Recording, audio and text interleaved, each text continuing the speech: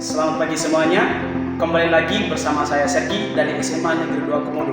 Di sini saya akan melaporkan bagaimana situasi dan suasana pelaksanaan ujian akhir siswa-siswi kelas 12 SMA Negeri 2 Komodo. Selama 2 hari ini, SMA Negeri 2 Komodo telah melaksanakan ujian akhir untuk kelas 12. Ujian mereka dalam bentuk karya tulis ilmiah dan dipresentasikan di depan guru penguji.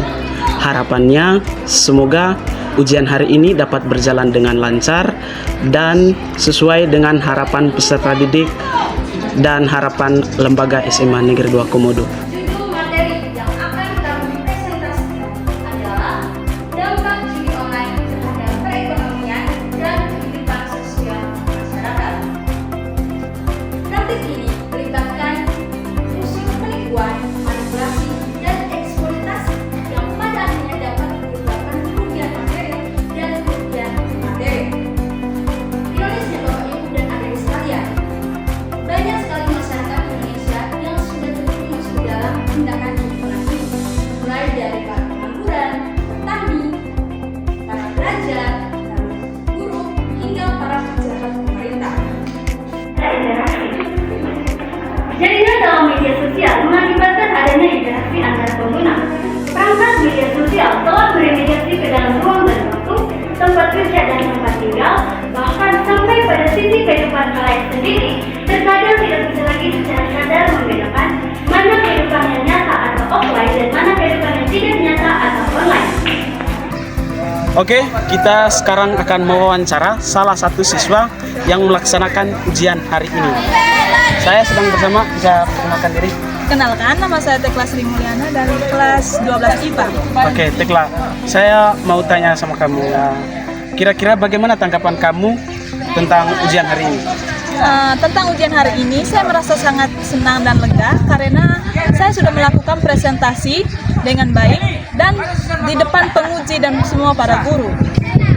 Terima kasih Tekla. Kira-kira bagaimana tujuan kamu untuk ke depan ini atau harapan kamu lah? Harapan saya untuk ke depan ini, semoga saya bisa membawa pengalaman ini ke tempat kerja atau ke tempat kuliah nanti. Baik, terima kasih. Belajar merupakan suatu tindakan yang lebih permanen dalam suatu pengalaman atau latihan belajar adalah akibat adanya interaksi antara stimulus dan respon. Jadi kesimpulan dari prestasi belajar adalah yakni hasil dari suatu kegiatan yang telah dikerjakan, diciptakan baik secara individu maupun kelompok. Nah, adikku sekalian, saya melihat dari yang mulai pertama ini adalah dari bagaimana penjualan hasil dari desa, ya, penjualan hasil dari desa, yang mana selama ini kita tahu harga dari desa itu murah, tapi harga dari kota bawa ke desa itu sangat mahal. Bahwa nanti akan ada ketimpangan ekonominya, yang mana di kota tetap lebih kaya, yang di desa tetap lebih miskin. Nah, menurut Anda, karena kita ini semuanya petani, ya kan?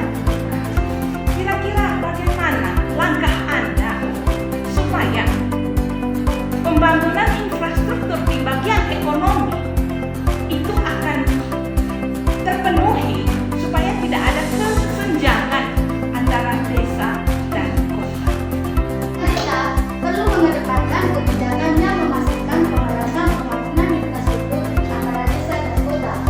Pembangunan infrastruktur desa harus menjadi prioritas dengan fokus pada akses terhadap fasilitas dasar seperti jalan, listrik, air bersih, pendidikan, dan fasilitas kesehatan.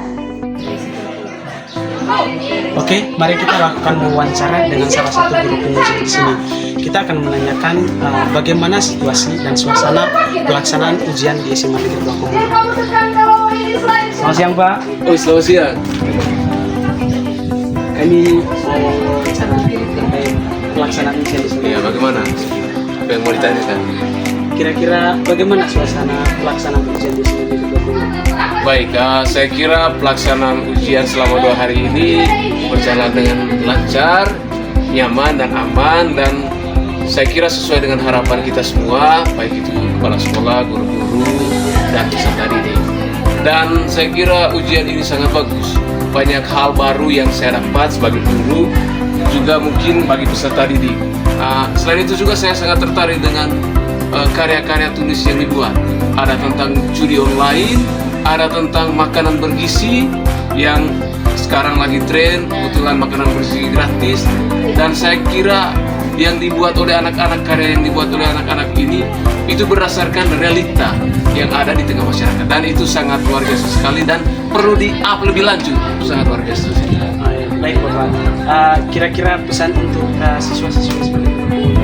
Pesan saya supaya karya-karya yang luar biasa ini terus dikembangkan dimanapun mereka berada, khususnya mungkin di tempat perkuliahan nanti, karena potensi ini merupakan potensi karya yang besar. Luar biasa anak-anak sekarang. Terima kasih Bapak. Iya, sampai jumpa. Masih terus sih semuanya kita.